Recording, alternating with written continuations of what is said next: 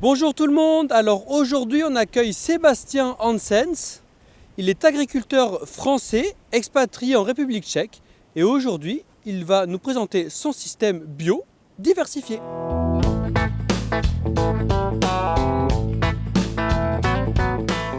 Bonsoir à tous. On va parler de République tchèque, d'environnement agricole en République tchèque, et puis aussi de notre exploitation ici en bio. Donc, Nina, tu peux passer au premier slide. Donc, d'abord, qui suis-je? Sébastien Hansens, donc, comme l'a dit Nina, j'ai 57 ans. Je suis originaire de l'Aube, en France. Il y a bien longtemps, j'ai fait un BTS PV dans l'Aube aussi, suivi d'une école d'ingénieur agri à Lille, et puis un troisième cycle en gestion internationale. Suite à mes études, j'ai fait 25 ans au sein du groupe Soufflet, dont les 10 dernières années en tant que directeur de Soufflet Agro International. Donc c'est la partie en fait Soufflet Agriculture à deux piliers, la France et l'Europe de l'Est. Et donc j'étais responsable pour l'Europe de l'Est qui œuvre sur à l'époque il y aurait sur 5 pays qui étaient la Pologne, la République tchèque, la Russie, l'Ukraine et la Roumanie. Donc c'est des pays que je connais plutôt bien. Alors, de manière un peu provocative, j'ai mis agriculteur hobby de 2000 à 2015, puisque en fait, j'étais salarié du groupe Soufflet à 100%, c'était mon activité principale et l'agriculture était à côté durant mon temps libre, hein, qui était assez limité. De 2015 à 2020, j'ai commencé à prendre du recul, donc je me suis mis à temps partiel. Et puis, à partir de 2020, agriculteur à temps plein. J'ai quitté le groupe. Et à côté de ça aussi, j'ai désormais des activités de conseil au sein d'une start-up allemande qui s'appelle Klim, qui intervient sur les crédits carbone en agriculture et en in-setting, c'est-à-dire sur la filière, au sein de la filière. Ce ne sont pas des crédits carbone qui ont vocation à partir dans des compagnies aériennes et tout ça, ça reste en fait dans la filière agroalimentaire. Voilà, on peut passer à la diapo suivante. Alors, il y a un petit temps de lag, je ne sais pas ce qui se passe. Désolée.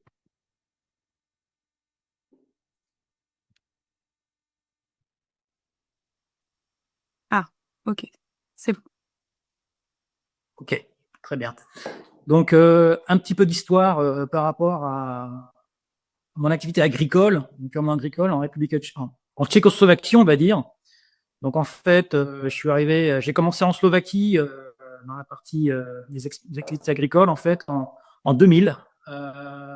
Vous voyez, en 2000, j'ai créé la société Interfarm en Slovaquie, qui a été en fait créée pour reprendre un kolkhoz en faillite, qui initialement comprenait 600 hectares et 100 vaches laitières, que j'ai restructuré pour le monter à 800 et j'ai arrêté l'élevage laitier.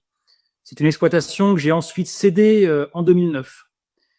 Et en parallèle, en 2006, j'ai repris, alors j'ai créé Gaia Agrimoravia et donc qui a repris une autre partie de kolkhoz, cette fois-ci en République tchèque. Le premier kolkhoz en Slovaquie était en faillite, hein, je l'ai pas dit, et celui-ci était aussi en faillite. J'étais le troisième repreneur. Donc celui-ci, c'était un C, puisque c'est jusqu'à aujourd'hui, c'est mon activité principale maintenant. 500 hectares en location quand on l'a repris. Et aujourd'hui, on est à 360 au total, dont 2 tiers en propriété. Alors, vous allez me dire pourquoi passer de 500 à 360? Tout simplement, ça montre l'hyper compétitivité qu'il y a en République tchèque sur le foncier, donc avec beaucoup de bagarres, un droit rural qui était assez peu développé à l'époque, plus le passage de 2 autoroutes sur la ferme et maintenant d'un TGV qui va passer bientôt, donc des pertes d'hectares liées à ça aussi. Néanmoins, on est passé de 500 en location à 360, dont la majorité en propriété. Donc maintenant, nous sommes basés en République tchèque. Vous voyez le numéro 2 sur la carte, hein, c'est en Moravie.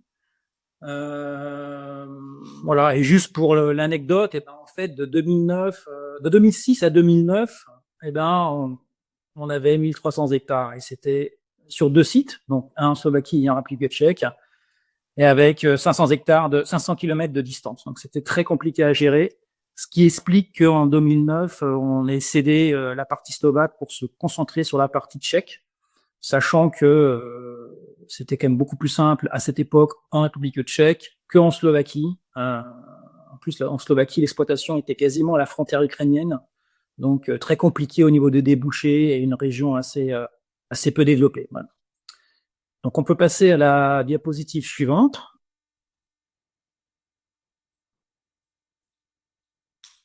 Alors, je pense qu'il va y avoir un temps à chaque fois.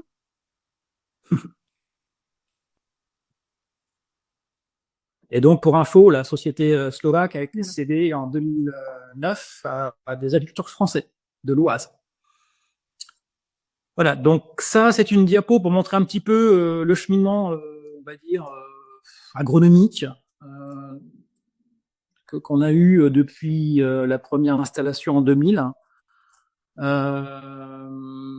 Donc, Slovaquie, 2000, on était, alors j'étais jeune, j'avais 32 ans. Pas beaucoup de sous, 40 000 euros en poche. Donc, les 40 000 auraient été vite utilisés pour acheter un bâtiment, ce qui fait que j'avais globalement aucun moyen financier pour acheter du bon matériel.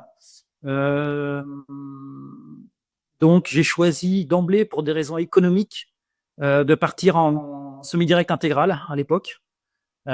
Faut savoir que la ferme, quand on l'a reprise, elle était en faillite, donc les champs n'avaient pas été cultivés depuis quelques années. C'était des adventices qui faisaient 1,50 m, 2 mètres de haut, qui avaient égrené en plus. Donc on a fait venir des glyphosates de France, on a glyphosaté ça plusieurs fois et on a travaillé en semi-direct là-dedans. Et ça a été, alors à l'époque c'était les années du début du magazine TCS, on parlait pas trop de couverts, donc on faisait pas de couverts. Et j'avais acheté, le seul matériel que j'avais acheté, pas neuf, mais quasi, c'était un Gaspardo Directa. Et ça marchait plutôt pas mal. On a eu des bons résultats. Les gens sur place se moquaient de nous parce qu'on labourait pas et que c'était pas possible. Et puis on avait des bons résultats, donc c'était super. Et puis bon, ce qui devait arriver est arrivé rapidement. Pas de couvert, pas de fissuration, rien. Donc les sols se sont vite refermés. On a profité en fait de la fertilité qui avait été laissée par les couverts d'Adventis pendant des années. Et cette fertilité s'est rapidement épuisée, donc on a fait face aux problèmes classiques du semi-direct intégral sans aide de l'ACS, en fait, sans couverts végétaux. Donc en fait, en 2003, on est passé à un système mitigé. En fait, c'était du semi-direct, mais on avait bricolé un outil maison, un outil Adam, auquel était attelé un semoir modèle GC, en fait. Donc en un seul passage, on semait. C'était pas du no-till, mais c'était un seul passage d'outils en fait. Toujours pas de couvert. Et après d'ailleurs, on a eu aussi un Tecmacris Sumo. Et ça a duré jusqu'en 2016. Les années 2003-2016, que ce soit côté slovaque ou côté tchèque, ont été des années un peu à transpirer fort, à chercher le chemin, à essayer de mettre tout ça d'équerre, notamment au niveau financier et rentabilité. Et en 2016, on a commencé à voir un petit peu, donc on avait déjà cédé la Slovaquie, et côté tchèque, on commençait à voir le jour. Et donc, on a commencé à travailler plus sur l'agronomie avec des moyens plus intéressants. Et donc, on a commencé à faire du semi-direct sous couvert vivant pour les cultures d'hiver. On avait acheté un cassard en France d'occasion. Et puis après, on avait aussi un Pronto pour les cultures de printemps. Et puis après, on a acheté un Isidril. En 2018, j'avais fait un petit peu, j'aime bien les challenges en fait. J'avais fait un petit peu le tour en 2 ans de ce qu'on pouvait faire en ACS. Je dis pas que je maîtrisais tout, mais j'avais envie d'aller plus loin et de chercher un peu plus de verdissement, on va dire. Et donc, je suis passé en bio en 2018. Voilà, donc toute la ferme, la première année, une partie de la ferme, la deuxième, tout. Donc un système bio, je dirais TCS bio, voilà, mais avec des couverts, insuffisants, c'est-à-dire avec des problèmes de réussite de couverts et des couverts qui n'étaient pas suffisamment, qui sont d'ailleurs toujours pas suffisamment développés. Et on est passé avec un SMI plutôt côté TCS, donc avec un Sky Max Hill. Et puis la dernière étape, enfin c'est pas la dernière, mais c'est l'année dernière, on s'est engagé dans l'agroforesterie avec la plantation de 15 hectares d'agroforesterie. On en parlera après plus en détail. Voilà, on peut passer à la diapo suivante. Alors, avant de poursuivre sur notre exploitation, on va faire un zoom sur l'agriculture en République tchèque pour que vous compreniez bien un peu l'environnement et peut-être aussi casser des clichés, un peu des images d'Épinal.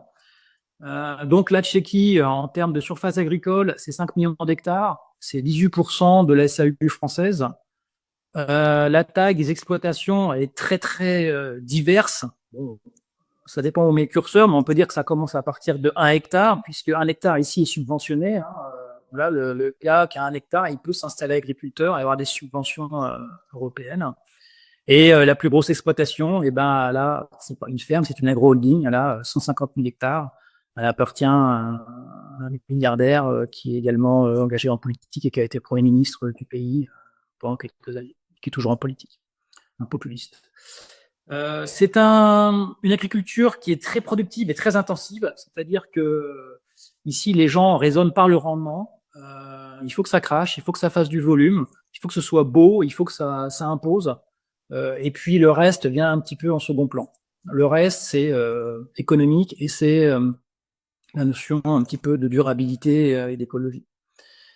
On a, comme je le disais tout à l'heure, on a aussi une forte concurrence sur le foncier.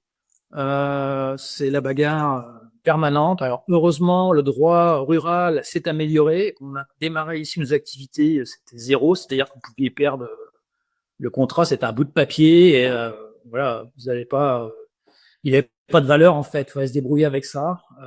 En plus, le problème de la propriété foncière, c'est elle est toujours très éclatée. C'est-à-dire que si vous avez un bail avec quelqu'un, ce quelqu'un en général, il a entre un demi-hectare et 10 hectares maximum, mais la moyenne, ça va être 1 hectare. Bon, vous n'allez pas mettre un gars au tribunal pour un bail d'1 hectare, quoi. Donc, en fin de compte, c'était toujours très compliqué d'être dans la durée sur les baux. Beaucoup de spéculation sur les prix. Bon, et puis ce qu'il faut dire aussi du fait que la propriété foncière a très éclaté, donc on est amené à jouer, je dis ça toujours avec au Monopoly avec nos voisins, c'est-à-dire que on peut pas exploiter une parcelle d'1 hectare, donc en fin de compte, on se met à table avec les voisins de temps en temps, pas souvent, mais de temps en temps, et on met nos cartes sur la table. Bon, moi j'ai 1 hectare là-bas, là-bas, là-bas, et puis on essaie de faire des blocs comme ça, en fait, en échangeant. Voilà. C'est une agriculture qui est aussi très normée, on verra après. Et puis, aux portes de l'Ukraine. Donc, on verra ce que ça implique aussi après. On peut passer au suivant. Alors, une agriculture très normée. Globalement, alors je sais que c'est un sujet chaud en ce moment en France, mais voilà, c'est comme ça. Toute l'alimentation applicable en France le sont aussi aujourd'hui en République tchèque. Il n'y a pas de différence. On a les mêmes contraintes.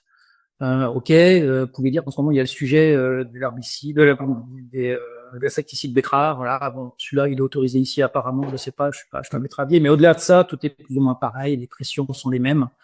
Il y a une forte pression sur la réduction de l'usage des produits phytosanitaires et sur l'usage de la fertilisation en général. La grosse différence au niveau normatif, c'est une réglementation relative au risque d'érosion des sols. Ça, c'est vraiment typiquement tchèque. Donc vous voyez à gauche l'image, c'est une image de certaines de mes parcelles.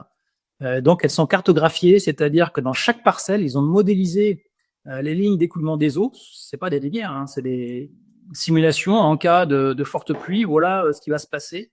En croisant ces lignes d'évacuation ou de d'écoulement des eaux avec les courbes de niveau, ils ont en fait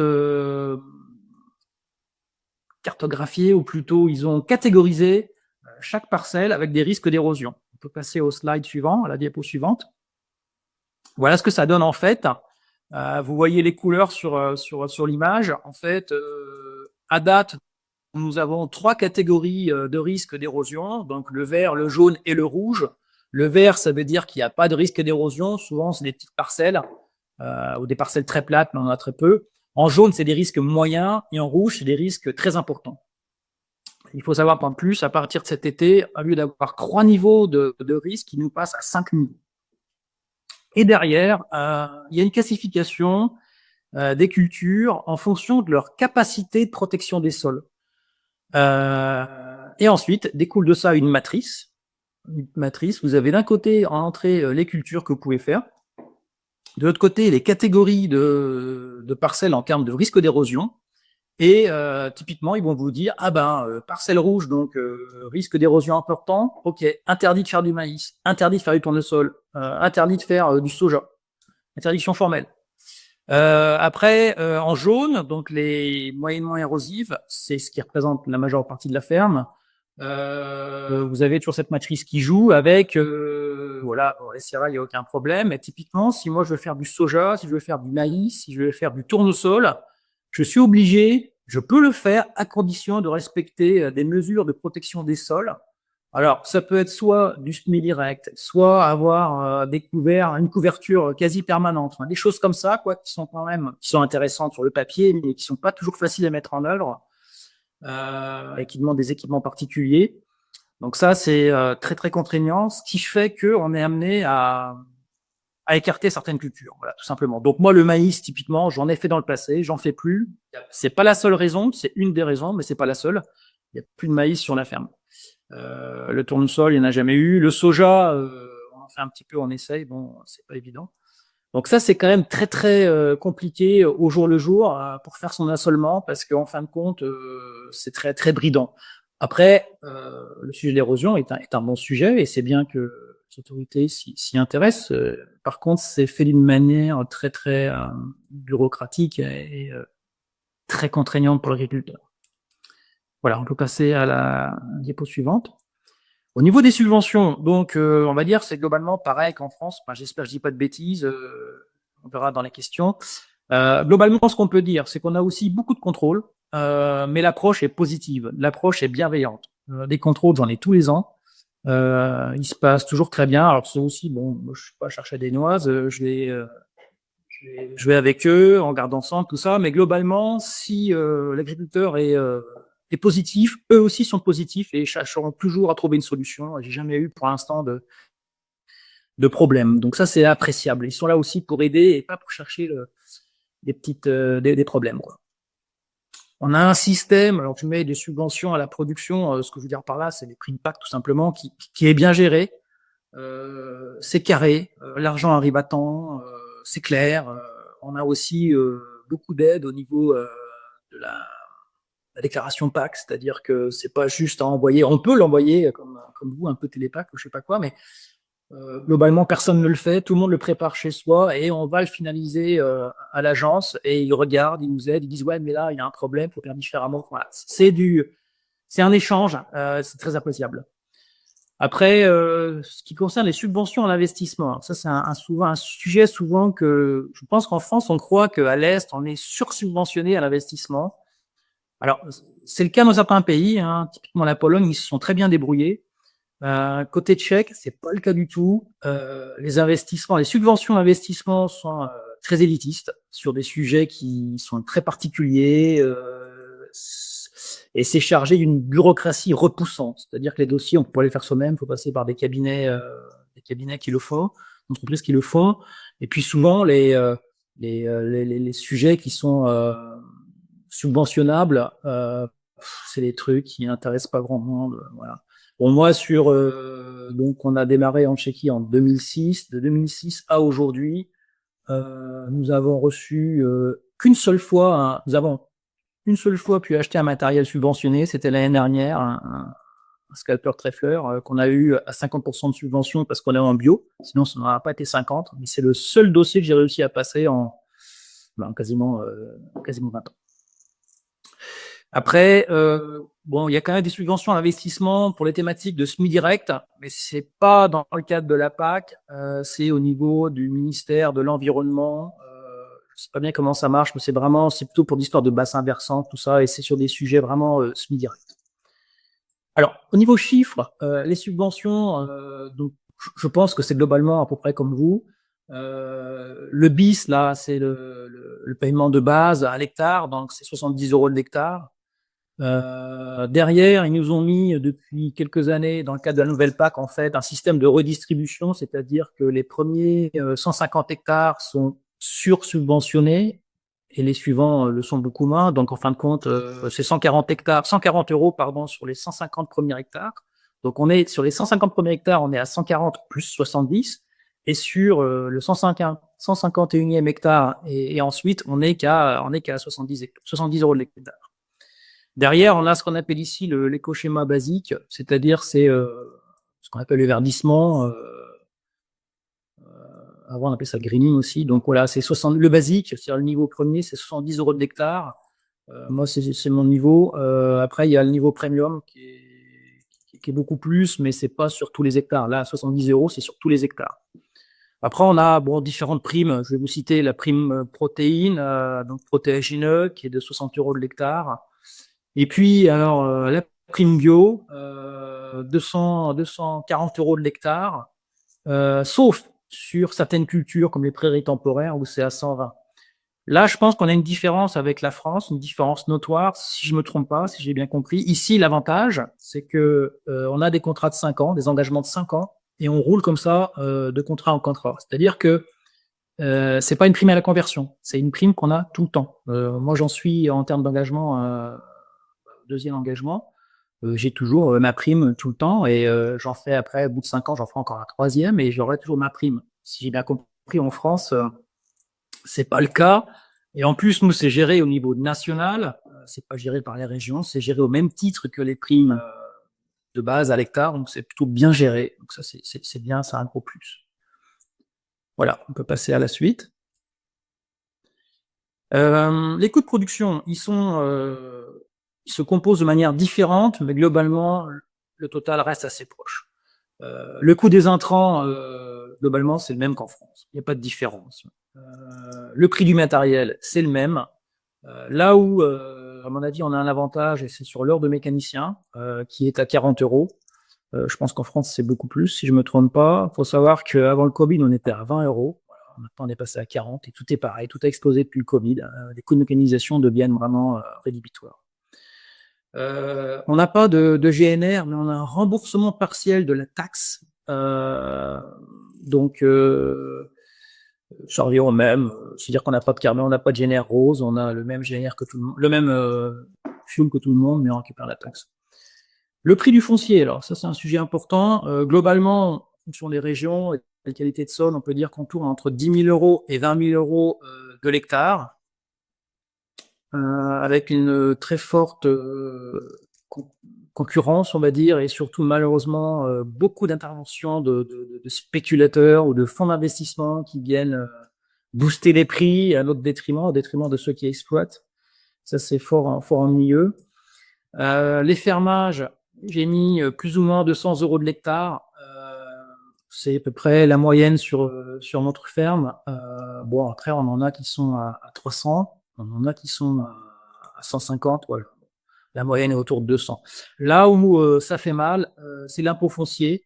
Dans le cadre du déficit budgétaire croissant, ils nous ont collé une augmentation de 80% sur l'impôt foncier l'année dernière. On est passé à 45 euros de l'hectare en moyenne.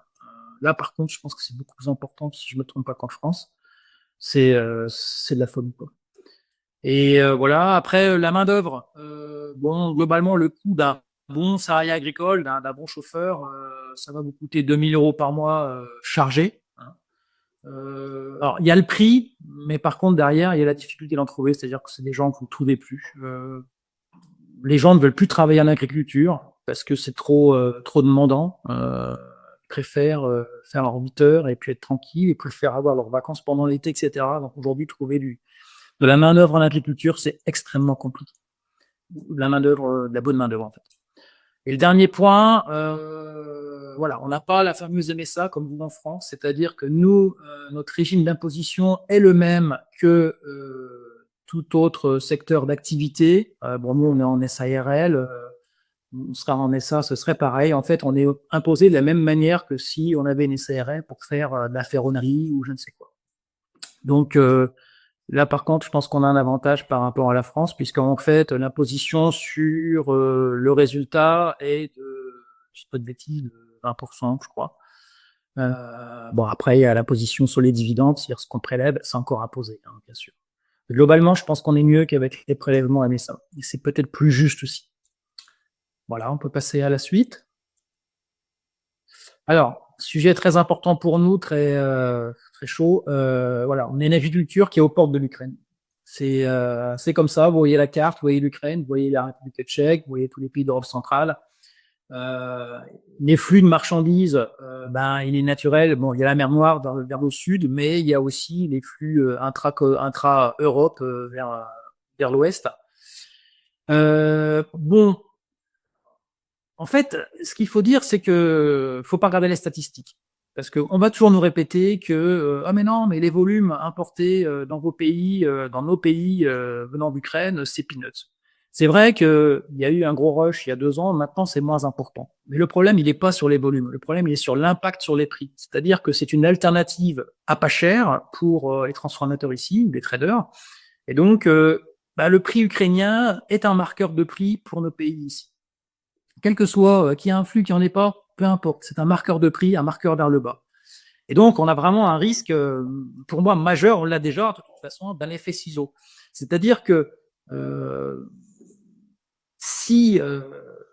voilà, c'est pas un sujet politique, je fais pas de la politique, je fais juste un constat, et après, vous verrez le dernier point, c'est comment on peut les aider. Hein. Mon sujet, c'est pas du tout malheureusement, de critiquer l'Ukraine, au contraire, il faut les aider. Mais le constat pour nous, il est là quand même. On a un risque majeur d'effet ciseau, c'est-à-dire que demain, si l'Ukraine intègre l'Union européenne, il est inévitable que les subventions, globalement, tous devront baisser. L'Union européenne n'aura pas le budget nécessaire pour maintenir le niveau de subvention actuel et puis supporter l'agriculteur ukrainien. Donc de toute façon, ça conduira à une baisse des subventions. Et à côté de ça, on aura une baisse des prix des commodités qui sera inévitable puisqu'il y aura vraiment cette fois-ci des flux physiques plus importants. Donc c'est une inquiétude majeure. Ensuite, être compétitif par rapport à nos collègues ukrainiens, ce sera très très compliqué parce que ils ont une qualité de sol qui est sans comparaison à tout ce qu'on peut rêver. Hein, c'est des tchernozyums. Ils ont des surfaces très importantes. Donc des coûts de production plus bas, beaucoup plus d'efficacité, on va dire, et un coût de main-d'œuvre qui est aussi beaucoup plus bas. Donc globalement, de toute façon, se dire qu'on sera compétitif par rapport à nos amis ukrainiens, c'est pas vrai, c'est pas possible. Donc en fait, le constat est le suivant, et on en parle ici maintenant de plus en plus, y compris les autorités, l'agence ici agricole dans la région, la directrice Autrefois nous l'a dit en face, il y a un risque majeur de toute façon de disparition de l'agriculture familiale au profit des agroholdings. Et on le voit déjà maintenant. Il y a une concentration extrêmement importante qui est en cours. Donc des fermes de quelques centaines d'hectares et même des fermes de 1000 hectares restent des fermes familiales. Et ces fermes-là, si l'Ukraine est intégrée, ne pourront pas à terme rester viables et devront passer dans les mains de l'agro-holding. Les agro-holdings, c'est quoi? C'est des oligarques, c'est des groupes financiers, qui ont des grosses exploitations. Ici, il y en a beaucoup. C'est des fermes qui ont des surfaces moyennes de 20, 30 000 hectares, 50 000 sur bien sûr plusieurs sites. Hein. Et c'est ces fermes-là, malheureusement, qui vont nous dévorer à l'avenir pour avoir un tissu agricole qui va être encore plus productif et concentré. Donc, voilà, je ne veux pas être pessimiste, mais je pense qu'on est tous d'accord sur le sujet, c'est que l'intégration de nos amis ukrainiens sera ou serait, disons-le, conditionnel, fatal pour l'agriculture des 27. Et je ne parle pas que pour l'Europe centrale, je crois malheureusement que le problème sera pour toute l'Europe, toute l'Union européenne, il n'y a pas de différence. De toute façon, le sujet sera le même et amener des communautés ukrainiennes par la mer Noire, enfin jusqu'à la France, c'est pas un problème. Alors, pour conclure sur le sujet, c'est pas du tout un sujet politique. Maintenant, il faut se poser la question comment les aider, nos amis ukrainiens, pour trouver une solution, mais sans se tirer une balle dans le pied côté européen, sans accentuer la crise agricole majeure que l'on voit venir, qui se profile. Là, je crois que nos politiques se voilent la face, ne regardent pas ça correctement, et je pense que ça va faire mal dans les années à venir. Affaire à suivre. Une fois de plus, ce n'est rien contre l'Ukraine, c'est juste un constat, on va dire, macroéconomique. On peut passer à la diapo suivante. Alors maintenant, on repasse sur la ferme, ici, pour voir un petit peu quelle est notre démarche en fait à Community. Alors, quand on a discuté avec Martin sur quel titre mettre à ce webinaire, je savais pas en fait. Alors, bio sans labour, bah, je vais dire non, pas totalement, parce qu'on laboure un peu quand même si c'est écrit comme ça, on laboure un peu, vous le verrez après. Après, Martin m'a dit extensif. Je dis oui, oui, bah, peut-être, mais finalement, quand on voit la photo de gauche, bon, c'est du lin oléagineux, bon, les binés, il n'y a pas l'air si extensif que ça, quoi. Donc, c'est pas encore le bon terme. Alors après, est-ce qu'on est en ABC? Bon, bah, peut-être, mais je pense que certains diront que non, puisque on laboure un peu, puisque on fait pas que du semi-direct et tout ça, je sais pas. Donc, je sais que c'est très, très clivant comme sujet, donc, bah, on va dire que non. TCS bio, bah non, c'est trop réducteur, parce que TCS, c'est relatif au travail du sol, mais il n'y a pas de dimension là-dedans de couvert et tout ça, donc c'est pas ça non plus. Alors après, j'ai réfléchi, je me suis dit, bah, finalement, on peut pas le qualifier, on va donner juste trois notions. Voilà, donc on travaille avec la nature et pas contre, c'est-à-dire que on s'acharne pas à essayer d'aller contre, on essaye de travailler avec, trouver des solutions qui vont dans le sens de la nature. Sur un modèle qui se veut en autonomie, c'est-à-dire que j'essaye d'acheter, que ça tourne sur soi-même, d'acheter le moins d'intrants possible et d'exporter le strict nécessaire pour nos parcelles, c'est-à-dire la récolte. Mais typiquement, on a des prairies temporaires où je fais pas d'export, je garde tout sur l'exploitation. Donc l'autonomie et aussi une moindre exposition au risque, c'est-à-dire que quand on est passé au bio, il y avait différents arguments pour passer au bio. Il y avait un challenge un petit peu agronomique, mais il y avait aussi une notion économique derrière, qui était de se dire, moi j'en avais marre en fait des dépenses qu'on pouvait avoir en termes d'intrants.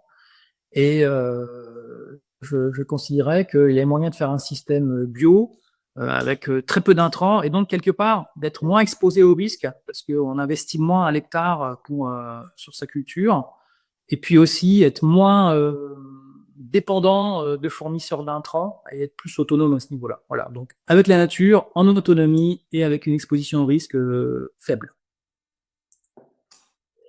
Alors c'est un système simple qui est centré sur la vie du sol. Donc comme je le disais, on n'utilise pas ou très peu d'intrants. On a une rotation sur 8 ans, dont 2 ans de prairies temporaires.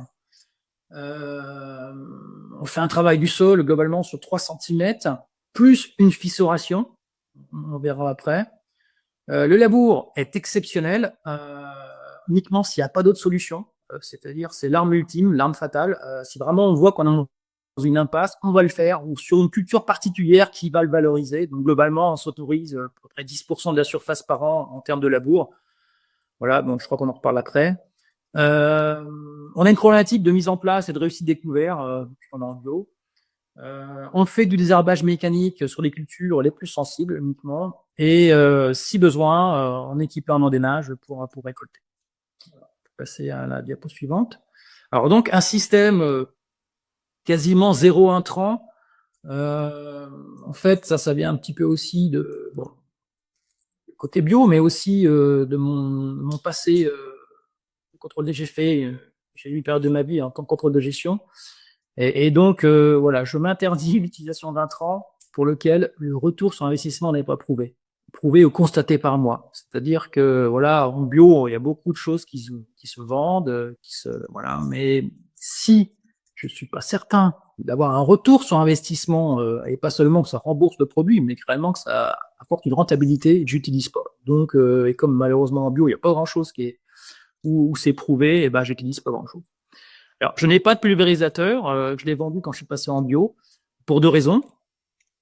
La première, c'est ne pas être tenté, parce que quand on a un pulvé, on est toujours tenté, les commerciaux passent, d'essayer ceci, d'essayer cela, on est sous la pression des commerciaux, et donc je me suis dit, tiens, je le vends, comme ça, j'aurai pas la pression, et c'est un sujet en main. Et puis aussi, vis-à-vis d'un risque d'incompréhension par rapport à la population locale, c'est-à-dire que je suis seul en bio dans les parages, et de loin,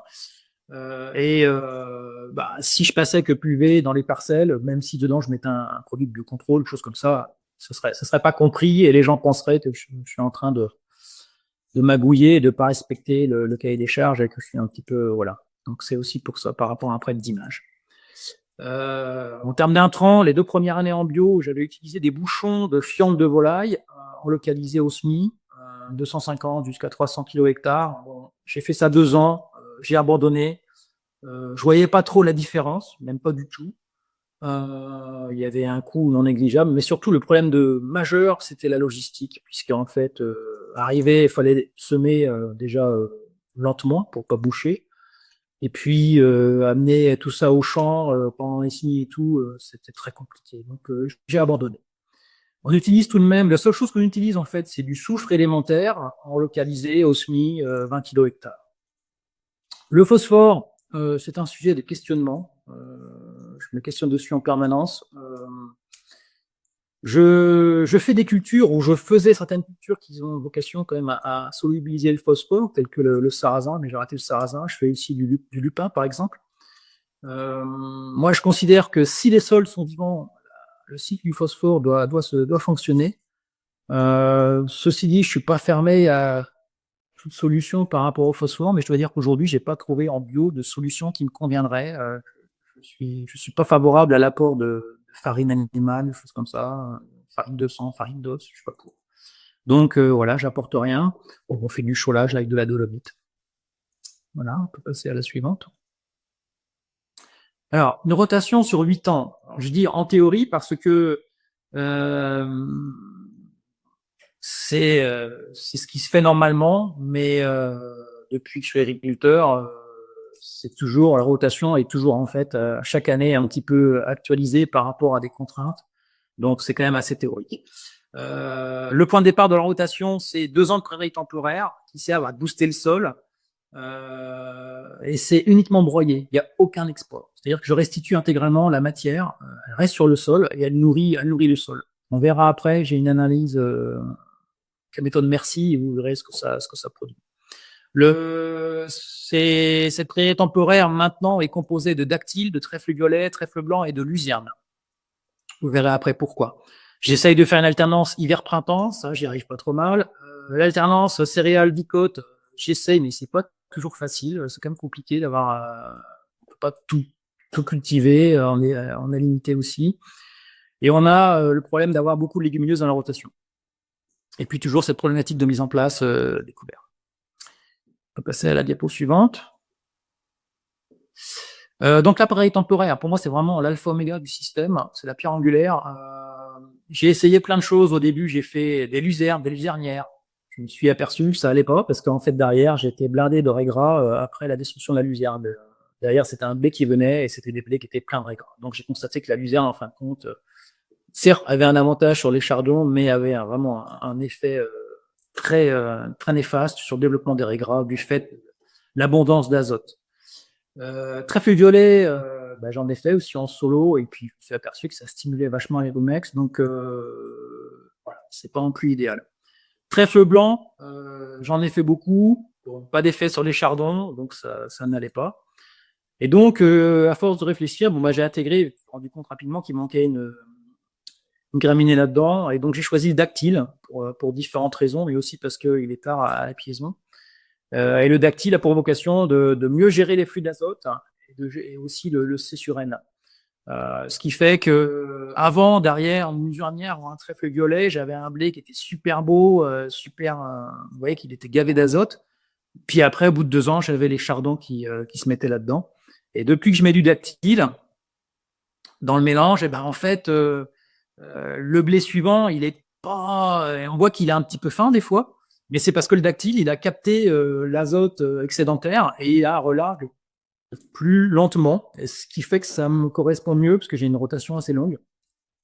Et puis, il a un effet vraiment limitant sur les chardons, donc c'est positif. Voilà, donc le mélange, c'est luzerne 5 kg, trèfle violet 5 kg, trèfle blanc 1,5 kg et dactyle 5 kg. Voilà. C'est à la suivante. Voilà, ça c'est la méthode Merci. Bon, juste pour voir, on l'a fait une année avec des stagiaires. Donc c'est en fait globalement une prairie temporaire, on la broye 5 fois par an. Et là, le calcul que vous avez, c'est sur l'équivalent d'un broyage en fait. Et on voit que en fait, on produit sur un broyage 4 tonnes de matière sèche.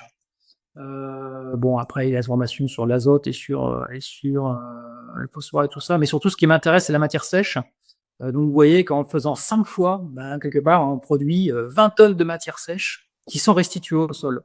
C'est sur 2 ans, donc on produit 40 tonnes de matière sèche restituée au sol sur 2 ans, sur une duration de 8 ans. Donc, le sol est quand même gavé et c'est ça qui tient tout le système. Le sol est vraiment vivant grâce à ça et en bonne condition. Voilà. On peut passer à la diapo suivante. Alors, le travail du sol réduit, donc effectivement, donc la base du système, c'est un scalpage à 3 cm, ou des scalpages à 3 max. On commence à moins et on descend jusqu'à 3. On a 2 outils pour ça, donc soit une fraise, vous voyez à gauche là, ou alors un scalper trèfleur qu'on a acheté cette année. Donc ça c'est les outils de base. Et derrière on fait de la fissuration. Alors on fissure avec un Terrano. Un Terrano équipé de dents ULD, c'est les dents du Focus si je me trompe pas, donc c'est des dents hyper étroites, hein, c'est des dents qui font 25 mm de large. Et il y a une dent tous les 30 cm. Tous les 30, je dis pas de bêtises, je crois. Et en fait, l'été, avant les semis découverts, on descend à 30 cm en fissuration. Le but, c'est d'aller chatouiller les chardons, puisqu'en fait, les chardons sont là aussi parce qu'il y a une compaction. On est sur des sols limoneux-argileux, pardon, je ne l'ai pas dit. Des sols qui se referment facilement. Donc, on descend à 30 cm l'été quand c'est sec, pour que ça fissure bien, aller embêter les chardons.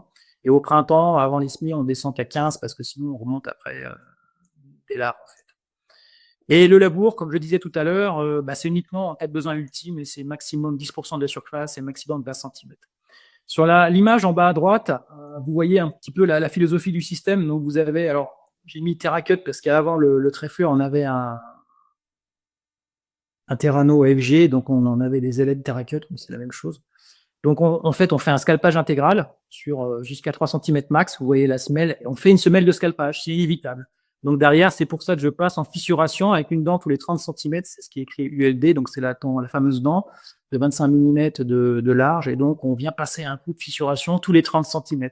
Bon, j'ai dessiné dessus un petit ver de terre pour montrer qu'en fait, on travaille que 25 mm et après, à 28 cm ne sont pas touchés, quoi. Donc cette fissuration est très positive, elle active la minéralisation, elle active le sol, elle le fait respirer sans pour autant avoir un effet trop néfaste. On ne perturbe pas les horizons, on travaille bien, on garde les horizons tels qu'ils sont, on ne retourne pas la terre, mais on injecte quand même dedans de l'oxygène et on refait la structure.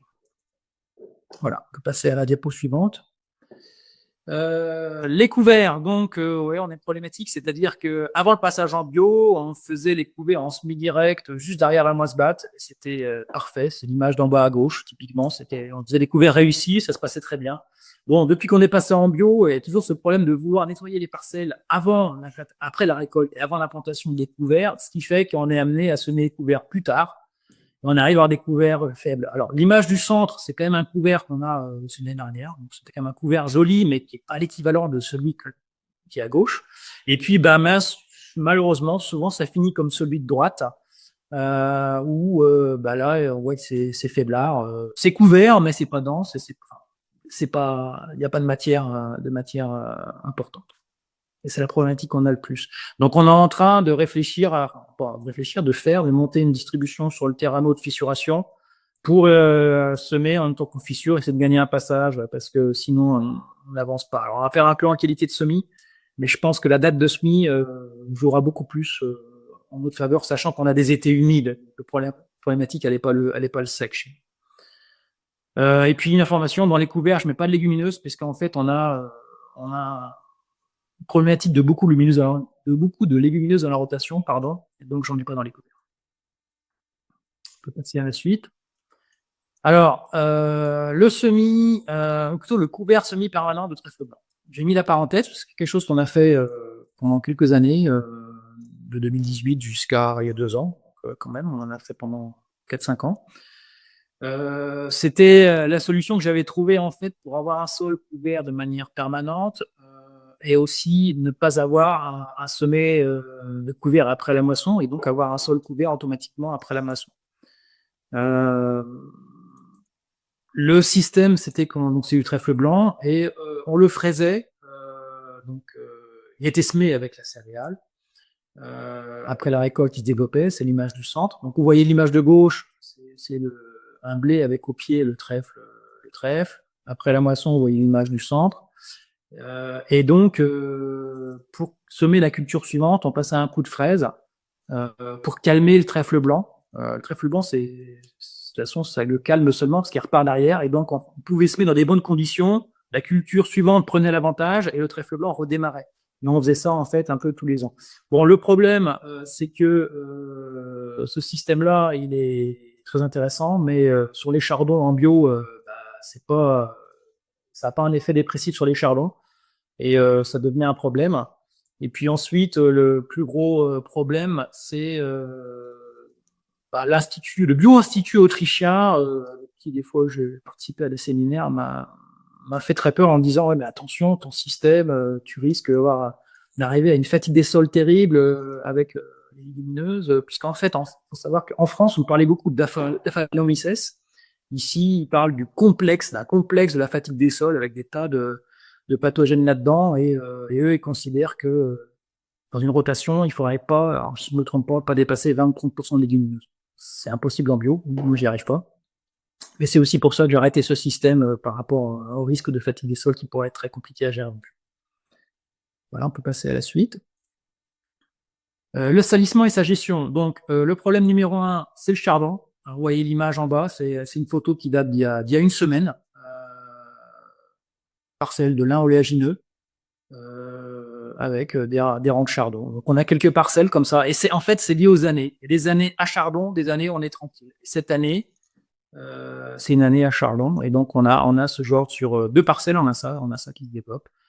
Après, les problèmes secondaires, bon, c'est dur et gras, mais c'était lié surtout à la luzerne. Donc, vu que j'ai arrêté la luzerne pure, j'ai plus de problème. J'ai un problème de vesse velue. Alors là, la vesse velue, merci les semenciers, je vais pas le citer. Il y a un semencier français qui avait lancé il y a quelques années un mélange plan de campagne pour le colza que tout le monde connaît. Dedans, il y avait la vesse velue. Il se trouve que cette vesse velue, je l'ai pas utilisée depuis maintenant 6-7 ans et je la retrouve toujours, et en bio, c'est un vrai problème. Et puis des problèmes de graminées d'été, les paniques et tout ça. La méthode de lutte utilisée, c'est la rotation, c'est le choix des composants d'intérêt temporaire, comme je vous l'ai évoqué tout à l'heure, et c'est des cultures étouffantes. Donc on fait aussi beaucoup tout à l'heure là seulement je passe un peu vite dessus, mais on fait beaucoup de cultures associées, donc de la févrole blé, févrole avoine, des choses comme ça. La fissuration a aussi un effet bénéfique, et puis les couverts. En curatif, de toute façon, en bio, quand il faut commencer à passer au curatif, c'est jamais très... voilà, donc le désherbage mécanique, bon d'accord, on fait...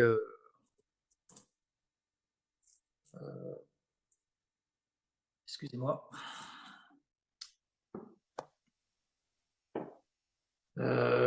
Désherbage mécanique, donc on en fait, on a une rotoétrie de 12 mètres, et puis on a une bineuse.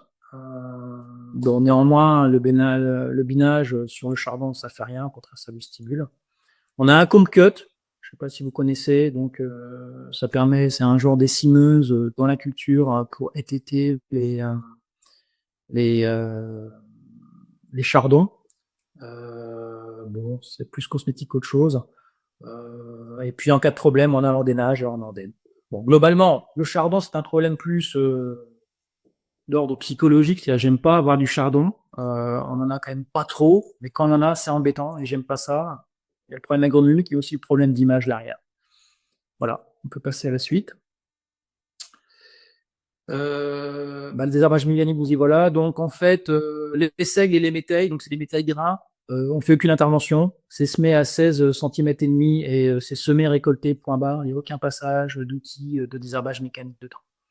Sur les blés, on fait 1-2 passages de rotoétrie, c'est semé à 16,5. Et après, sur les cultures moins courantes, donc c'est le lin, c'est le lupin, c'est le soja, on fait 2 séquences de binage, et rotoétrie. Et c'est semé à 33 cm, un rang sur 2. Voilà, vous voyez en dessous, donc en bas à gauche, c'est du lupin, et en bas à droite, c'est du lin oléagineux. Voilà. Bon, vous voyez là, en l'occurrence, il y a pas de chardon, hein, toute la ferme n'est pas comme la photo d'avant, heureusement, c'est que minoritaire, mais il y a des cas comme ça, voilà. Passer à la suite.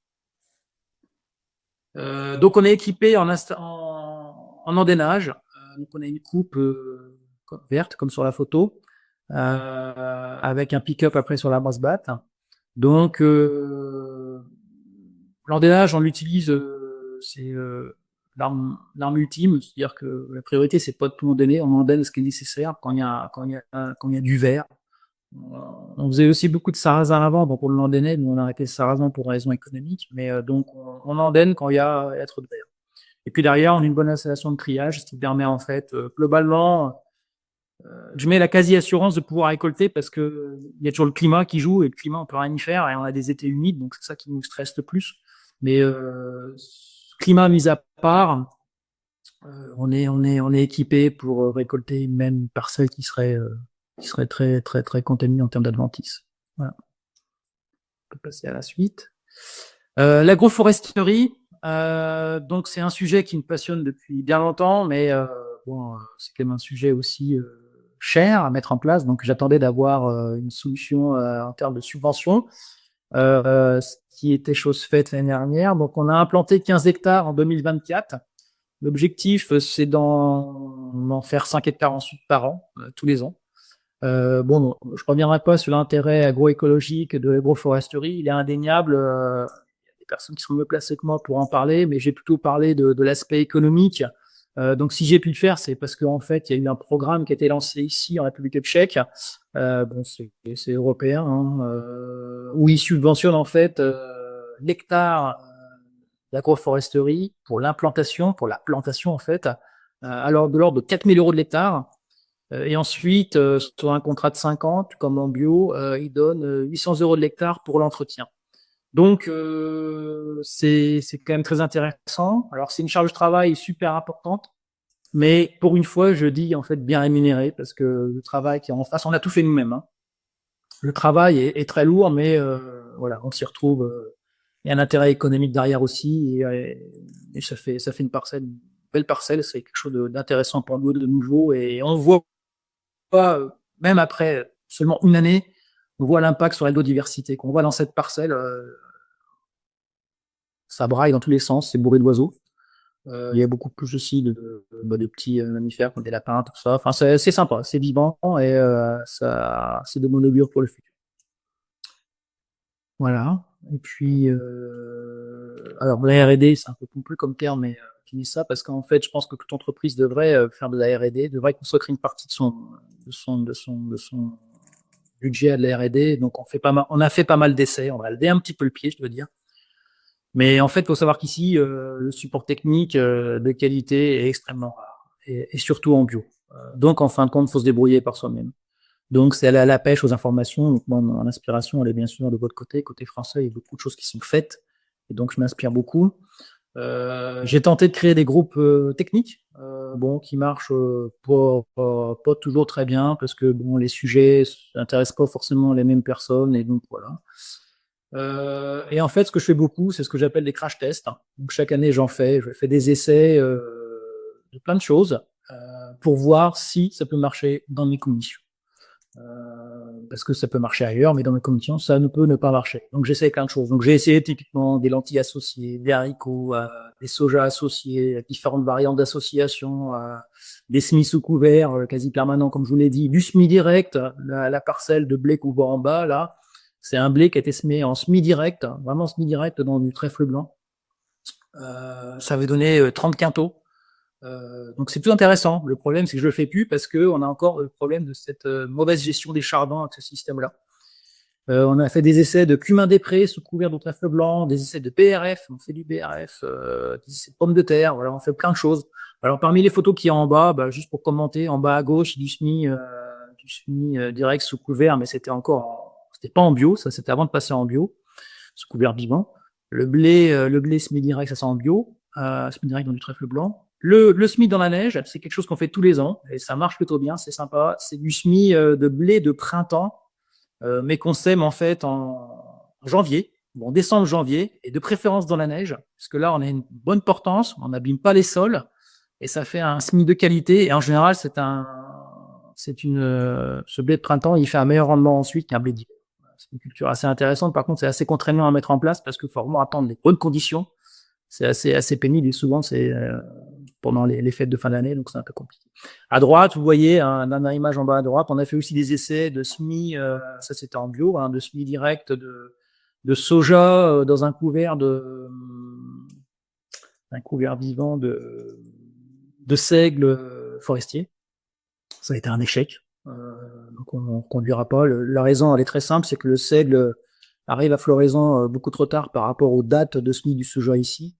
Et donc le soja est semis trop tard et il n'est pas concurrentiel, il ne fait pas le job.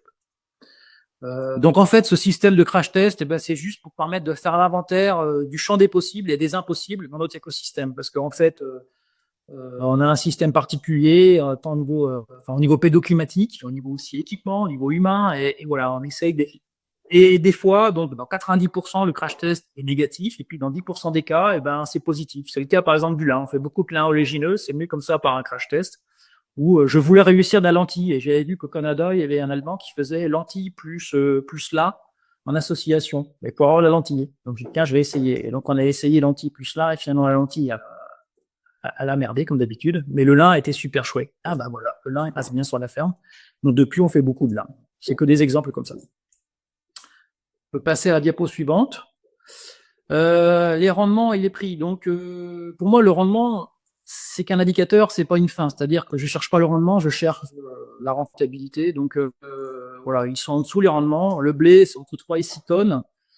Le seigle entre 2 et 4 tonnes. Le métail grain, donc c'est févrole blé ou févrole avoine, 3 tonnes et demie. Le lard oléagineux, c'est 1 tonne 3. On peut dire globalement qu'on n'a pas de problème de débouché ici. Les produits restent soit en République tchèque, on a une petite filière, soit partent en Allemagne, mais en aucun cas sur la France, vous pouvez vous rassurer, c'est trop loin. Donc les débouchés, c'est pas un problème, mais les prix sont quand même bas. On a un blé, et c'est pas nouveau, c'est pas depuis la crise du bio, même déjà avant, le blé a toujours été autour de 300, 340, on n'a jamais eu du blé à 400, voire 500, comme en France à une époque. Le seigle, il est à 220, la févrole à 440, le lin à 1400. Faut savoir aussi qu'il n'y a pas d'organisme stockeur bio, donc toute la récolte doit être stockée sur la ferme, analysée, et ensuite on peut vendre au fur et à mesure et expliquer. Et puis, donc l'image en bas à droite avec la benne, des fois on a des problèmes de stockage, puisqu'en fait on est limité en stockage, et des fois quand on a une récolte, on est amené à béner dehors et à pousser derrière à fond. C'est ça qui est un petit peu compliqué aussi, du fait qu'on n'a pas de silo d'organismes stockeurs pour collecter. Donc il faut tout faire par soi-même. C'est la suivante. Les marges et points d'équilibre. Donc plus que la marge à l'hectare, moi ce qui m'intéresse en fait, c'est la marge au mètre cube de stockage. Alors, ça peut être étonnant, voire choquant, mais en stockage, on a 1500 mètres carrés, c'est un grand bâtiment, et tout doit rentrer dedans. Donc plutôt que regarder la culture, ce qu'elle fait comme marge à l'hectare, je sais que j'ai un nombre de mètres cubes disponibles dans mon bâtiment de stockage. Je veux que ça rentre dedans et je veux que le chiffre d'affaires soit optimisé en termes de stockage. Donc, je recherche des cultures qui ont des PS élevés, des rendements faibles. Donc, typiquement, le lin, pour moi, c'est parfait parce qu'avec un rendement de 1 tonne 3, un prix de vente important, ça prend très peu de place, c'est parfait. En bas à gauche, vous avez le cumin des prés, c'est le même topo. Donc voilà, plutôt que de me dire, je vais construire un nouveau bâtiment, je vais faire un silo, je vais investir et me remettre encore sur le dos des emprunts ou autres, je préfère optimiser ce que j'ai. Donc dans la démarche de choix de l'assolement, il y a ce calcul en fait de l'assolement doit rentrer dans le bâtiment. Et j'adapte toujours mon assolement par rapport à ça. Et je fais plusieurs simulations sur Excel pour arriver à l'assolement optimum qui rentre dans le bâtiment. Et avec les conditions d'allotage nécessaires. Et puis, bon, un chiffre, je pense, qui est vachement important, qui est très intéressant, c'est le chiffre d'affaires point d'équilibre. Plutôt que de parler de marge, je vais parler de ça. Voilà. Dans mon système, sur les hectares productifs, donc 6 années sur 8, puisque j'ai 2 ans de prêt temporaire où il n'y a pas de chiffre d'affaires. Sur les hectares productifs, les 6 années sur 8, je dois faire 500 € de l'hectare de chiffre d'affaires, hors subvention, pour être à l'équilibre. Ce qui vient au-dessus, c'est du résultat. Si je suis en dessous, je suis en perte. Voilà. Donc je pense que c'est un chiffre qui est intéressant, qui montre un petit peu la résilience du système. C'est-à-dire que c'est un système très bas coût. Mon coût plus important, c'est la mécanisation. Voilà. On peut passer au suivant. Alors, un petit zoom sur les stagiaires. Je suis convaincu qu'il y en a certains qui regardent aujourd'hui. C'est aussi une pierre du système. J'ai beaucoup de plaisir à en accueillir. C'est très enrichissant dans les échanges, dans l'inspiration, dans la remise en question, dans la transmission d'expérience. C'est des gens, ils sont choisis toujours parce qu'ils sont passionnés pour le sujet. Je prends que des stagiaires passionnés. Sinon, j'en prends pas. Et donc, je suis sûr qu'il y en a que vous connaissez parce que c'est des gens qui tournent autour de chez vous dans le secteur de l'ACS ou du bio en France. Donc, le stagiaire, nous, ils viennent, c'est les stagiaires qu'on prend l'été. On a un peu de bois, en fait, pour la moisson. Et ils sont, pour moi, c'est un sujet très intéressant. C'est l'impact humain qu'on peut avoir aussi dans le métier. On peut passer à la diapo suivante. Et puis la dernière diapo, c'est celle-ci. Faut être honnête aussi. Faut pas dire que des choses sympathiques. Le système que l'on a, on est 2 UTH sur la ferme, donc moi et un chauffeur. Et encore, moi j'ai d'autres activités à côté. On est à la limite du possible au niveau humain. On va pas se le cacher. On peut pas faire plus. On est au taquet. Là, c'est une image avec nos stagiaires. Il y a Hugo, je sais pas s'il écoute la vidéo aujourd'hui, on voit qu'il est endormi, ils en peuvent plus, quoi. On est un peu toujours au taquet du taquet, à faire des heures, à faire la nuit, voilà. Donc le système, il est bien, il est résilient, jusqu'au niveau humain où là, on a dépassé un petit peu les limites et c'est compliqué de faire marche arrière. On est à un niveau d'optimisation tel que ça demande beaucoup. Mais bon, je pense comme vous tous, hein, l'agriculture, c'est une vocation. Donc voilà, il faut prendre sur soi. C'est un métier passion, comme on dit. Voilà, on peut passer, je crois que c'est fini. Si je ne me trompe pas, il n'y a plus de diapo. Il y en a encore une derrière ou pas? Non, c'est la fin. Voilà. Merci de votre attention. C'était tout. Voilà. Ah oui, elle était là. Elle était cachée. Voilà. J'espère que je n'ai pas été trop long. Non, c'est parfait. Merci beaucoup pour la présentation. Dans le chat, tu as un petit message qui salue ton travail d'ailleurs et qui est heureux de voir l'agroforesterie se développer. On a un petit message plus spécifique sur le soufre élémentaire que tu utilises en localisé. Est-ce que tu as vu une efficacité et oui, si oui, sur quelle culture? Dire que je l'ai vu, je mentirais. Alors voilà, je dis d'un côté que je prends des intrants qui ont une efficacité uniquement. Là, sur le soufre, je me pose pas la question parce qu'on a vraiment une carence en soufre évidente et je le vois sur le niveau des cultures qui sont souvent un petit peu. Alors il y a l'azote, mais pas que. Qui est la carence en soufre, on la voit quand même. Donc c'est quelque chose. J'avais commencé à mettre ça en bio au début. J'avais arrêté et j'ai repris cette année. Le coût, il est vraiment rédhibitoire. Il est très faible. Si je me trompe pas, je crois que ça doit coûter, si je me trompe pas, 20 € de l'hectare, mais je suis plus sûr. Ça coûte vraiment pas cher. C'est pas contraignant parce que c'était 20 kg de l'hectare en localisation au SMI, on ne voit pas passer, c'est pas gênant. Et on voit assez passer d'avertissements quand même sur les problèmes de soufre. C'est un élément qui est crucial pour la photosynthèse. Voilà. Je le mets. Je pense qu'il y a un retour là-dessus. Par contre, je ne vais pas prouver. Alors, vous d'un côté, il faut le prouver, de l'autre côté, je ne l'ai pas prouvé. Je ne suis pas consistant, mais sur le soufre, voilà. C'est pas cher, je le fais. Ok.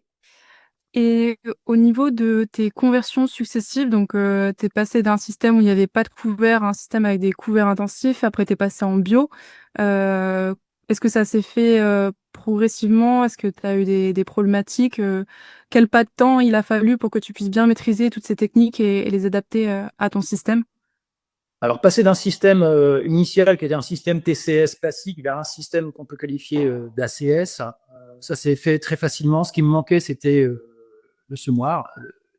Dès que j'ai pu acheter un semoir, je l'ai fait. Et j'ai eu aucune difficulté à réussir des beaux couverts et à se mettre en direct dans les couverts. Ça marchait très bien. Peut-être un peu plus compliqué pour les colzas. Les colzas, c'était plus compliqué. Voilà. Mais après, pour tout ce qui est céréales, c'était très facile. Le passage au bio, ça a été vraiment c'était une volonté. J'avais envie d'avoir un challenge un peu agronomique et d'en mettre en cause. Donc ça a été un challenge, ouais, pour bien comprendre les tenants et aboutissants. Au début, je voulais pas passer tout en bio. Je voulais passer une partie de la ferme en bio et le reste garder en ACS conventionnel. Et puis j'ai rapidement compris que ce serait compliqué de vouloir avoir une démarche agronomique réfléchie, à la fois en conventionnel et à la fois en bio. Donc je pense qu'on peut penser bio ou on peut penser ACS conventionnel, mais le matin penser ACS conventionnel et le soir penser bio, je pensais, pour moi, c'était pas possible. Donc, je vais tout passer en bio. Là, ça a été un choc, oui, un choc mental pour arriver à comprendre. Là, on peut plus se mentir, quoi. On est face au vivant et bien comprendre les tenants aboutissants du vivant. Et en bio, en plus, faut que ça marche bien depuis le début, sinon on peut pas rattraper, quoi. Donc, c'était un challenge, mais je pense que c'est très motivant aussi. OK. Et donc par rapport, au reste du pays, c'est des pratiques, qui sont très répandues, peu répandues? Tu as dit que c'était plutôt intensif, conventionnel. Comment est-ce que ça se situe au niveau du territoire, ces agriculteurs bio? Alors, si je me trompe pas, je crois que la Tchéquie, en termes je crois, d'hectares bio ou de proportion, est un des pays européens les plus avancés en surface bio. Mais attention, il y a beaucoup en Tchéquie de basse montagne. Et toutes ces surfaces bio sont majoritairement des prairies de basse montagne qui ont été passées en bio parce que ça n'a demandé aucun effort supplémentaire et ils ont touché les aides. Après, en bio, grande culture comme je fais moi, il n'y a pas grand monde. Il y en a quelques-uns, on se côtoie, on discute entre nous. On est répartis sur le territoire plutôt dans les régions, on va dire, périphériques. Dans les plaines les plus fertiles, là, il n'y a aucun bio. Bon, moi, je suis sur une région périphérique ici. Donc, c'est dans ces régions-là qu'il y a le plus de bio. Après, si on parle pas bio, mais si on parle d'agriculture de conservation en conventionnel, c'est un sujet qui se développe, qu'on a essayé à l'époque, quand j'étais encore chez Soufflet, de lancer, c'était compliqué, mais quand même qui se développe maintenant beaucoup. C'est très à la mode. Il y a quand même beaucoup maintenant d'agriculteurs innovants qui vont dans ce chemin-là. En proportion, ça reste bien sûr minime par rapport au conventionnel classique, mais ça se développe. Le bio, je suis pas sûr que ça se développe. Je pense que ça stagne. Ça stagne. C'est pas lié aux débouchés. Les débouchés, on les a. C'est lié plutôt. Les prix sont pas super, mais on y arrive avec ça. C'est plutôt lié en fait à la problématique, l'enjeu agronomique que ça représente, le challenge agronomique, et les gens sont pas prêts à prendre ce risque parce que c'est quand même un risque important. Ça demande aussi beaucoup d'investissement en matériel spécifique. Et puis, certes, on a investi moins dans la culture, mais il faut assurer ses arrières pour être sûr d'avoir quand même quelque chose à récolter. Donc, ça fait quand même beaucoup peur aux gens et peu y vont. OK. Et tu mentionnais la difficulté de créer des groupements d'agriculteurs, parce qu'ils avaient tous des préoccupations un peu différentes. Est-ce que tu peux en parler un peu? Qu'est-ce qui les préoccupe? Quelles sont les différentes, En préoccupations fait, et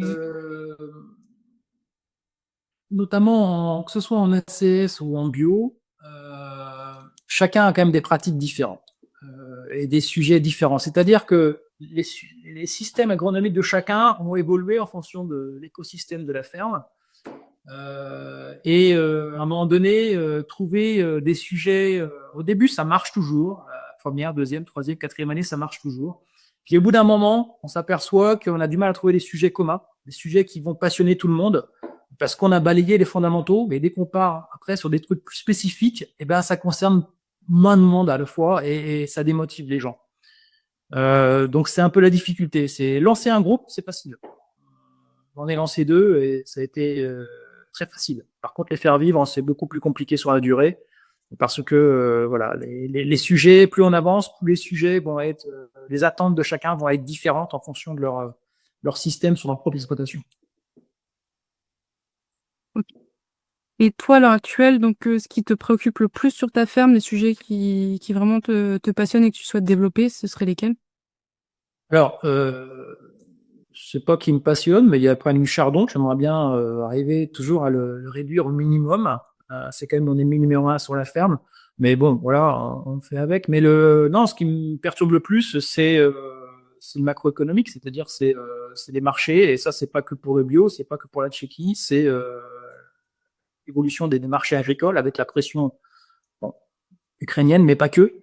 Et puis surtout le fait qu'on soit rémunéré au moins 10 ans, c'est-à-dire que on va toujours être rémunéré, enfin, le prix de vente de nos céréales va toujours être au moins 10 ans. Il suffit que quelqu'un vienne lâcher un prix très bas, bah, tout le marché va s'aligner à ce prix-là, parce que quelque part, donc c'est ce qu'on voit là, il y a de plus en plus. Moi, typiquement, j'ai arrêté le sarrasin. Pourquoi? Le sarrasin, j'en faisais depuis une dizaine d'années, y compris en conventionnel avant, et là j'ai arrêté cette année, parce que de plus en plus, on me met en concurrence avec du sarrasin bio chinois. Voilà. Et on me dit, mon meunier local, qui est pourtant quasiment un copain, il me dit, bah écoute, ouais, mais tu comprends, moi je peux acheter du sarrasin bio en container, direct de Chine, à tel prix. Donc, je peux pas te payer plus. Ouais, moi, je lui réponds, bah oui, mais d'accord, mais moi, mes coûts de production, c'est pas les coûts chinois. Et voilà, et on se comprend pas. Et donc, j'ai arrêté la culture parce que je refuse de travailler dans ces conditions. Et malheureusement, c'est une tendance qui est de fond, quoi. Et on nous met toujours en concurrence avec les marchés les moins 10 ans. Donc, on est tiré vers le bas, ce qui permet pas d'investir dans une recherche agronomique, d'investir dans des installations comme on le souhaiterait, dans l'humain aussi, tout ça. Donc, c'est ça le problème. Et ça, c'est malheureusement un système macroéconomique. C'est la maladie européenne quand même, hein, et on ne sait pas là, c'est pas la souhait. OK, donc il y a un marché, mais il est fragile. Il il est concurrentiel. Exactement. Ouais. Et de plus en plus, il va être fragile avec une concentration des exploitations qui va être de plus en plus importante et une difficulté pour des fermes familiales comme la nôtre à envisager un avenir, ouais. Mais je pense que le problème il est pareil en France. Et je pense, autant je crois en l'avenir des agro-holdings. Une agro-holding, ça se compte en milliers d'hectares, hein, ça commence, on va dire, à 15 000, 20 000, et puis ça monte vers le haut. Autant, je suis vraiment pas pour autant, quand j'ai pris la première ferme, j'avais un objectif, c'était 1000 hectares. J'avais ça en tête, il fallait avoir 1000 hectares. Et je me suis aperçu que, à force d'expérience et de calcul, que c'était pas vrai. Que de toute façon, en avoir 500 ou 1000, ça change rien à la fin, parce qu'il y a, quand vous passez de 500 à 1000, eh ben, il faut remodifier son parc matériel, il faut remettre des coûts derrière. Et à la fin, de toute façon, le résultat, plus ou moins à l'hectare, il reste le même. Donc, voire parfois moins, parce qu'on n'arrive pas à suivre. Donc, l'enjeu, c'est pas de dire la culture familiale doit grossir, passer, je dis n'importe quoi, de 300 à 1000 hectares, ça ne va rien changer. Moi, j'ai un voisin ici, partage le site avec un de voisins, lui, il a 1200 hectares. C'est une ferme familiale, il aura les mêmes difficultés que nous le jour où l'Ukraine s'intégrerait à l'UE. Il n'y aura pas de différence. C'est pas parce qu'il a 1200 hectares qu'il sera mieux placé. Il se fera croquer tôt ou tard aussi dans 20 ans, 30 ans, 40 ans par Zebra Holding, si rien ne change. C'est ça le vrai problème. Et pour le moment, tu arrives Et les agro-holdings, les agro-holdings, c'est pas des gens qui font dans la dentelle, c'est pas des gens qui font du bio, hein, c'est des gens qui font de l'intensif, de l'industriel, c'est-à-dire qu'ils ont marchent sur une planification. Ils planifient tout pendant l'hiver sur Excel, et après ils font du déroulement, ils déroulent pendant la saison. Il y a plus de place pour l'improvisation pendant la saison, hein. Donc ils ont fait toutes leurs commandes d'appro pendant l'hiver, et derrière ils appliquent, quelles que soient les conditions, ils appliquent. Donc c'est vraiment pas une agriculture telle qu'on aimerait la voir, c'est une agriculture vraiment industrielle, de process. Je pense pas que ce soit vraiment ce qu'on souhaite avoir dans notre assiette aujourd'hui ou demain plutôt. Et ils se dirigent vers des techniques de conservation des sols ou absolument pas? Si, il y en a certaines, si, mais pour 2 raisons. La première, elle est pas, c'est pas une raison du cœur, hein, la première raison, c'est des raisons d'optimisation économique, c'est-à-dire en termes de coût de production, on est quand même mieux placé en ACS qu'en pur conventionnel. Et puis derrière, c'est souvent des fonds d'investissement, donc ils ont besoin d'avoir une masse perte. Donc, ils vont faire de l'ACS. Après, ils font pas sur toute la surface. Ils vont faire quelques trucs. Ils peuvent énormément communiquer là-dessus sur les réseaux sociaux en disant ouais, nous, on fait ci, on fait ça. Là, on est un fonds d'investissement, on est vert. Et ça, c'est du greenwashing, c'est pas vraiment de l'ACS volontaire ou par amour du sol, hein. OK. J'avais juste une question aussi sur les marchés à nouveau. Est-ce que toi, tu arrives à développer une certaine agilité quand il y a un marché qui se ferme, qui est concurrencé trop fortement? Par exemple, le meunier dont tu parlais qui préfère acheter chinois. Comment tu arrives à gérer, ce genre de concurrence pour le moment? Bah, le problème, bon, on arrête, hein, du jour au lendemain, c'est le cas du sarrasin, et à tel point que même le sarrasin l'année dernière, j'ai refusé de le vendre, par principe. J'ai dit: «Non, je ne vendrai pas à ces prix-là», donc je l'ai gardé en stock, j'ai utilisé les semences, pour des couverts végétaux. Mmh. Le problème, c'est l'assolement, c'est que il faut un assolement le plus diversifié et le plus long possible, mais il faut aussi derrière avoir des cultures aussi, rémunératrices, et donc dès qu'on a des cultures comme ça qui sortent de laquelle on veut sortir, on a des problèmes pour recaler l'assolement. Donc c'est sans arrêt des ajustements dans l'assolement, et c'est compliqué. C'est compliqué. Mais je pense que on doit être réactif là-dessus. Si on joue avec nous, je pense qu'il faut dire tout de suite stop, on arrête pour marquer le coup, pour que nos acheteurs comprennent qu'on ne fait pas ce qu'on veut avec nous et qu'on a aussi une certaine dignité.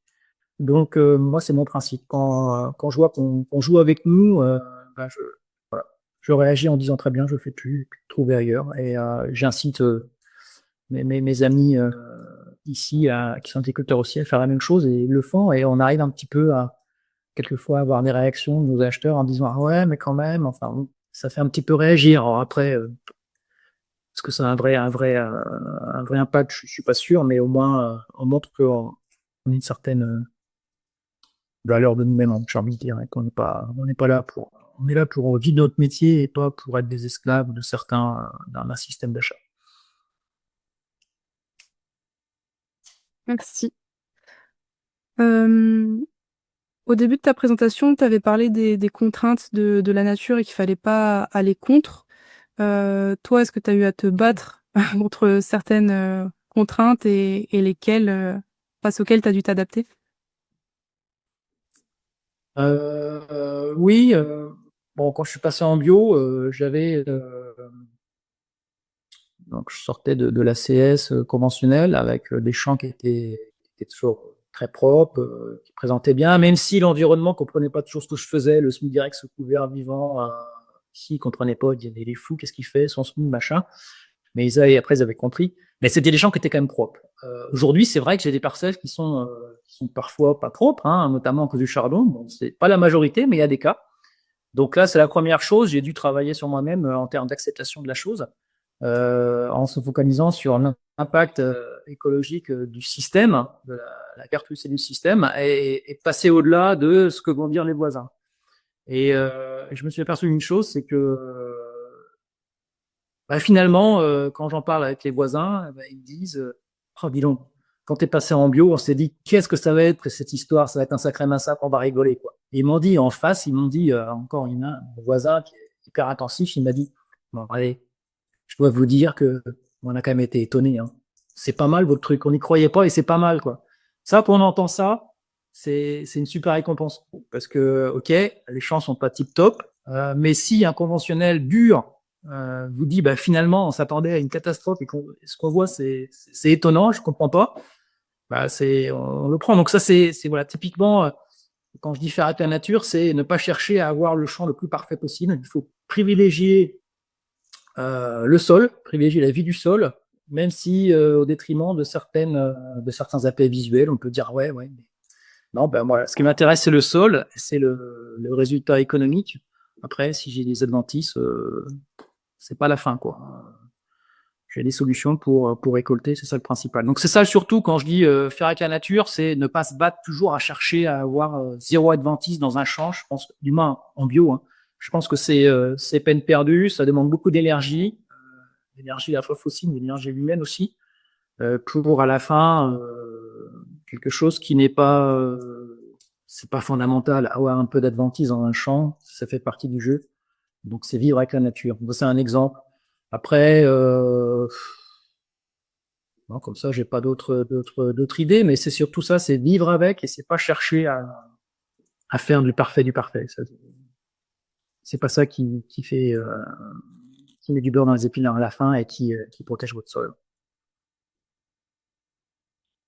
Au niveau de ce qu'ont mis en place les Tchèques avec les zones de ruissellement associées aux courbes de niveau et donc des cultures qui sont autorisées ou non, est-ce que tu penses que c'est un système qui serait bénéfique à mettre en place au niveau de l'Europe ou est-ce que c'est trop contraignant? C'est quoi ton regard là-dessus? Et puis plus globalement, au niveau de l'agriculture tchèque, quelle serait ton analyse de pratiques soit réglementaires, voilà, qui devraient être amenées à être diffusées?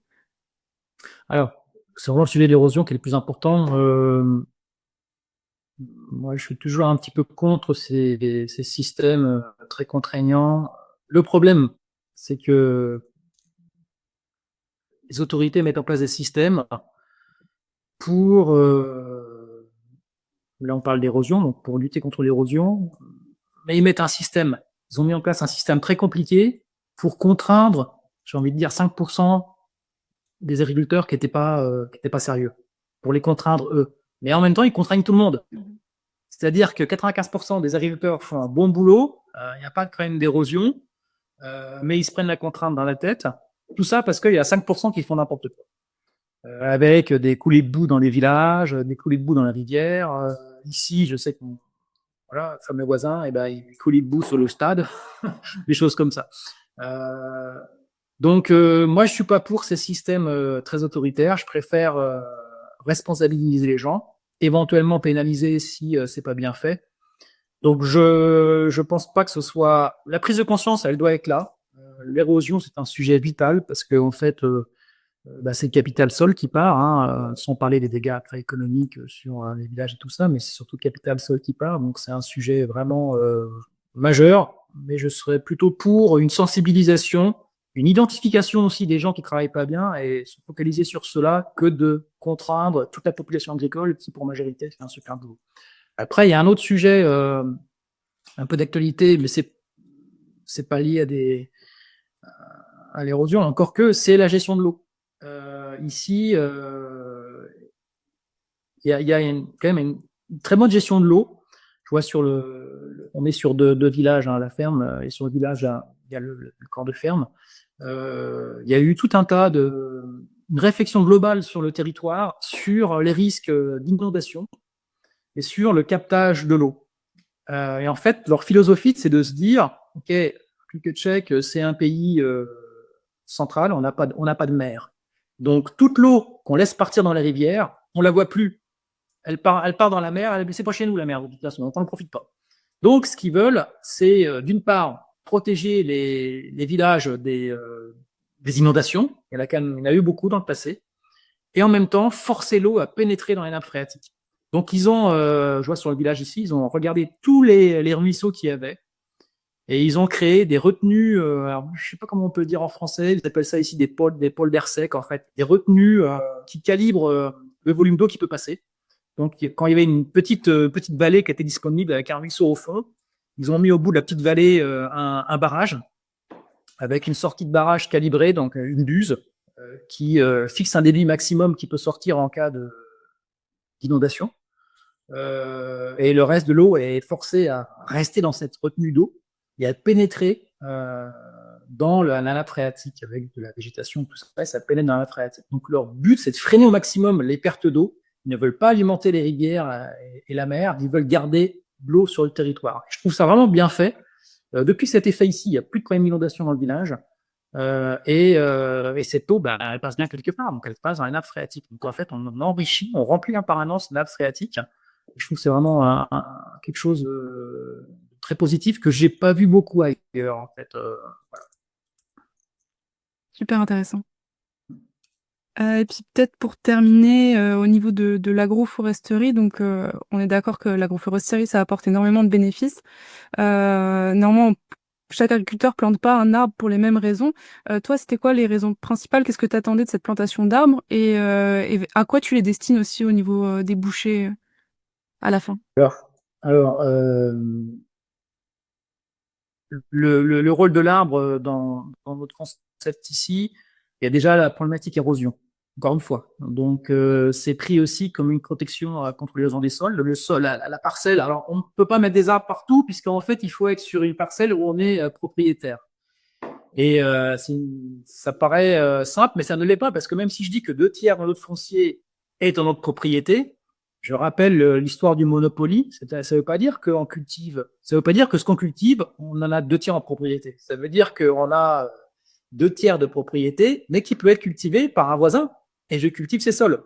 Donc, trouver des blocs de parcelles qu'on cultive et qui sont 100% de notre propriété, c'est déjà pas facile. On est vite limité. Donc, j'ai juste quelques blocs, quelques surfaces comme ça. Donc, j'en ai choisi une, celle qui était plus en risque érosif. Donc, il y avait vraiment une vallée marquée. Donc, ça permet, on s'est mis dans le sens pour couper des coulées d'eau. Donc, ça marche très bien, parce qu'en fait, sous chaque rangée d'arbres, on a 4 mètres de bord enherbé. Ça, c'est une première chose. Ensuite, je suis très porté sur la biodiversité, donc c'est clair que je vois déjà l'impact. Et, ça, pour moi, c'était un gros plus. Après, dans mon système, sans intrants, je considère que l'arbre, c'est une pompe à nutriments. Donc, c'est tout à fait bénéfique. Ça va dans ce système de recyclage, d'autonomie, c'est-à-dire que l'arbre va chercher les nutriments en profondeur, va les restituer en surface. Donc, ça rentre typiquement dans ma vision de système autonome. Voilà. Après, la destination des arbres, je dois dire que j'ai 57 ans, donc quand le sujet de la destination sera là, je serai peut-être plus là, moi. Donc je me suis fait conseiller par une chef de projet qui est spécialisée en agroforesterie sur un mix en fait. Il faut savoir qu'il y a un truc qui est dommage, c'est que pour toucher les subventions, il faut mettre 100 arbres à l'hectare, ce qui est une aberration. Je pense que c'est beaucoup trop. Je crois qu'en France, on parle de 50 en moyenne, le bon chiffre. Hein. Ici, il faut en mettre 100. Ce qui fait qu'on a dû planter vraiment très dense. Et c'est aussi pour ça que dedans, on a mis aussi des peupliers, qui est une essence qui n'est pas intéressante en soi, mais qui se développe rapidement. Et l'idée, c'est que dans quelques années, on verra comment évoluera le titre, enfin le programme de subvention, mais c'est de retirer les peupliers et d'en faire du BRF. Donc, on verra pour éclaircir la plantation et arriver sur un nombre d'arbres raisonnable d'ici 5 à 10 ans. Donc, ces peupliers sont transformés en BRF. Et puis, les autres arbres, c'est des essences normalement qui sont intéressantes pour le bois d'œuvre. On verra. Je n'ai pas d'expérience à date et je ne réaliserai pas la vente du bois. Donc, on verra. On verra ceux qui seront en charge de cette parcelle dans 50 ou 80 ans, dans 80 ans plutôt, comment ils arriveront à valoriser. Moi, je pars du principe qu'il y a un intérêt écologique indéniable. Et je suis très content de l'avoir fait. Je pars du principe que le bois qui est sur la parcelle, de toute façon, sera valorisé au moment d'une cession, parce que c'est un capital aussi, ça augmente le prix du foncier automatiquement, de par la présence de bois dessus. Et puis, dans le système agronomique que l'on a, pour moi, c'est top. Donc, ça coche toutes les cases. Après, il y a une charge de travail derrière qui est indéniable. L'entretien des bandes enherbées, la taille, l'arrosage, etc. Voilà. Faut faire avec. Après, c'est un autre métier. Moi, j'aime bien changer un petit peu. C'est un métier différent qu'on découvre et qui est plaisant aussi. Et pour le choix d'implantation du type de motif, c'était plutôt en ligne intraparcellaire ou c'était des tournements de parcelles comme type haie, mais avec plutôt des essences bois? Comment est-ce que tu as choisi ça? Non, alors en fait, pour être subventionné, ça pouvait être que des allées intraparcellaires. Okay. Tout ce qui est en périphérie de la parcelle n'est pas subventionné, ne rentre pas dedans, donc c'était pas possible. Donc, nous, on a fait, donc c'est une parcelle de 15 hectares, il y a dessus 8 allées d'arbres, chacune étant, donc en fait, on sème en 4 mètres. Donc, on a pris le principe de faire 36 mètres de culture, 4 mètres de bande enherbée avec les arbres dessus, et encore 36 mètres de culture, etc. Puisqu'en fait, on sème en 4 mètres, mais aussi on a un outil plus large chez la RC-Tri qui est en 12 mètres, donc ça colle. Et puis au niveau de la gestion des passages, on est en autopilote, en autoguidage RTK, donc ça colle bien. On a laissé une bande avec 4 mètres pour l'assaut, et on continue. Donc voilà, c'est comme ça qu'a été fait le choix. Donc les rangées d'arbres sont tous les 40 mètres en fait. C'est un peu beaucoup espacé peut-être. Néanmoins, je voulais pas non plus prendre un risque majeur en termes parce qu'on a fait un contournement en bonne pratique. Normalement, je crois que on doit être exposé idéalement, si je me trompe pas, nord-sud, je crois. Nous, c'était pas possible pour des raisons de pente, pour la gestion de l'érosion. Ça aurait été encore pire de les mettre en nord-sud, donc on les a mis en est-ouest, ce qui est pas très conseillé. Mais il n'y avait pas le choix. C'était la seule implantation possible, sinon on était sur un schéma hyper érosif. Donc c'est aussi pour ça qu'on a fait des bandes tous les 40 mètres pour essayer de limiter quand même la forte concurrence qui pourra arriver à l'avenir. Voilà, c'est aussi la raison. Et puis aussi, ne pas faut penser au futur. J'espère que les gens qui sont derrière nous auront aussi une approche verte, un peu comme nous. Après, il ne faut pas que ce soit non plus un répulsif pour d'éventuels plus tard successeurs. Donc c'est pour ça, 40 mètres, ça me semblait un peu un compromis entre les avantages agroécologiques et la, les passages d'outils, enfin la facilité de travail de cette personne.